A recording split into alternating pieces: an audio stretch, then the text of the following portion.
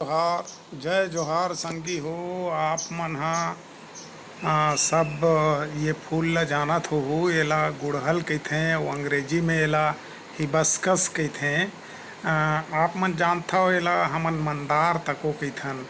आप मन सब के शौक ये पेड़ ला अपन घर के गार्डन में, गमला में या बारी में लगाए के होथे। पर एमा कई ठन रोग लगथे। एकर देखभाल थोकन बने सहीन करे लगथे अउ एला समय दे लगथे। तो आजकल मैं गार्डन में लॉकडाउन के टाइम में टाइम देते रहे हूँ। और अभी मैं क्वारंटीन होए हूँ तो एकर देखभाल में लगे हूँ। तो आज बिहनिया देखे ये बड़का जेनी कीड़ा है छह बूंदिया जैसे दिखत रही से, तो मोर बिहनिया बिहनिया मोर फूल ला चट करत रही से। तो मैं एकर का उपाय करे जाए के देखे हूँ।